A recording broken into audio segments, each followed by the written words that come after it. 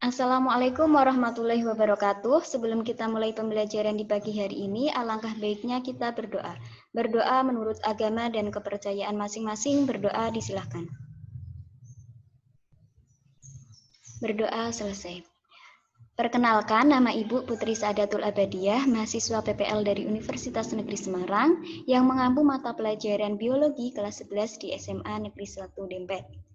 Nah, kali ini Ibu akan membahas mengenai sistem peredaran darah, yang mana dalam sistem peredaran darah ini ada 3 komponen utama, yaitu darah, jantung, dan juga pembuluh. Nah, dalam pembelajaran ini kita fokus mengenai darah. Tentunya kita tidak asing lagi dengan yang namanya darah.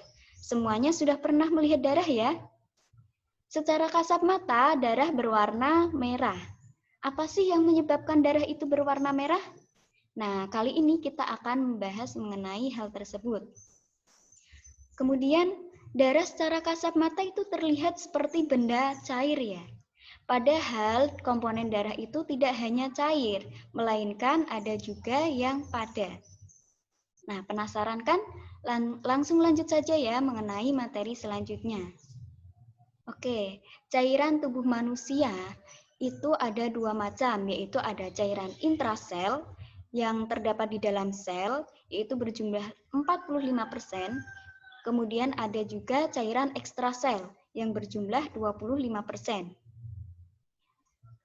Adapun cairan ekstrasel ini ada 4 macam, yaitu cairan jaringan, limfe, darah, dan hemolimfe. Nah, kali ini kita bahas mengenai darah. Nah, langsung saja komponen darah. Nah, total darah dalam tubuh itu 80% total berat badan. Yang mana 45%-nya ini merupakan sel-sel darah berupa padat, kemudian plasma darah sejumlah 55% berupa cair. Nah, plasma darah ini dapat dilihat ini berbentuk cair yang Ibu tunjuk, berwarna agak kekuningan. Kemudian plasma darah ini terdapat protein, air, dan lain-lain, yang mana ini plasma darah meliputi ada elektrolit, nutrien, vitamin, produk buangan, substansi regulator, dan lain-lain. Oke, langsung saja, itu merupakan komponen cair darah, sedangkan ini merupakan komponen padat darah. Nah, dapat dilihat ini ada eritrosit, kemudian ada trombosit atau platelets, kemudian ada leukosit, yang mana ini leukosit ada beberapa macam. Ada yang granuler dan ada yang agranuler. Ini ada neutrofil, limfosit, monosit, eosinofil, dan basofil. Nah, yang pertama ini ada sel darah putih atau biasa disebut dengan leukosit. Jumlahnya yaitu ada 7.000 per milimeter kubik. Kemudian ada leukosit merupakan sel sejati. Leukosit tidak mengandung hemoglobin dan leukosit dibagi menjadi 2, yaitu granulosit yang terdiri dari leukosit basofil 1%, leukosit eosinofil 3%, leukosit neutrofil 70%, dan agranulosit yang terdiri dari limfosit 20% dan juga monosit 5%. Oke, di sini sel darah putih atau leukosit ya, bukan leukosit tetapi leukosit. Di sini ada yang granulosit dan juga ada agranulosit. Nah, apa sih itu semua? Nah, granulosit bergranula dan agranulosit tidak, berarti tidak memiliki granula. Seperti titik-titik ini di gambar. Nah, granulosit ini ada yang basofil, kemudian ada eosinofil, dan juga ada neutrofil. Eosinofil ini mengandung granula berwarna agak kemerahan, berfungsi pada reaksi alergi, terutama infeksi cacing. Kemudian basofil ini granulanya berwarna biru, berfungsi untuk reaksi alergi. Kemudian neutrofil ini disebut juga sel-sel PMN yang berfungsi sebagai fagosit atau menyerang patogen. Sedangkan yang sel darah putih agranulosit tidak bergranula, ini ada limfosit dan juga monosit. Limfosit ini ada dua jenis, sel T dan juga sel B. Keduanya berfungsi untuk imunitas dan kekebalan tubuh. Sedangkan monosit ini merupakan sel yang berukuran paling besar, berfungsi untuk mencerna sel-sel yang mati atau rusak dan membantu sistem kekebalan tubuh. Sedangkan sel darah merah atau eritrosit ini berfungsi untuk mengangkut oksigen ke sel-sel tubuh dan membawa karbon dioksida ke paru-paru. Nah, bentuknya ini berupa cakram tidak berinti atau biasa disebut dengan cakram tidak berinti, kemudian mengandung hemoglobin atau mengikat oksigen, kemudian menyebabkan darah berwarna merah, yaitu karena adanya pigmen hemoglobin sebagai pengikat oksigen ini. Kemudian sel darah merah ini mampu bertahan hidup kurang lebih 120 hari. Oke, komponen darah dan fungsinya. Di sini tadi ada eritrosit, leukosit, dan juga trombosit. Adapun bentuk eritrosit ini tadi pipih, cekung, biasa disebut dengan bikonkav.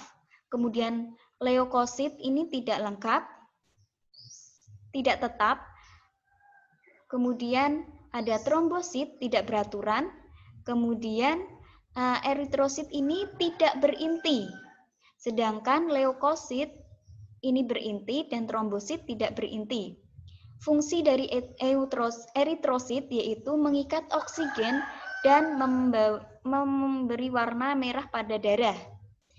Sel darah putih atau leukosit ini membunuh kuman atau fagositosis diafidesis. Sedangkan trombosit ini untuk pembekukan darah.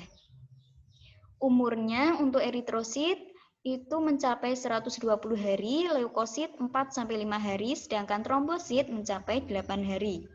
Tempat pembentukan sel darah eritrosit ini terdapat di hati dan limfa, yaitu pada saat embrio, kemudian pada saat dewasa terdapat di sumsum tulang merah.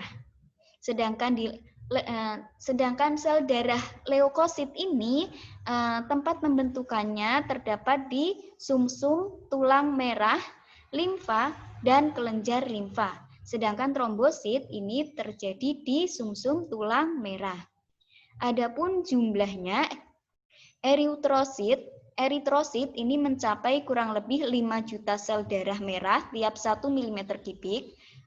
Leukosit mencapai kurang lebih 8.000 sel darah putih tiap 1 mm kubik, sedangkan trombosit kurang lebih 250.000 sel keping darah tiap 1 mm kubik.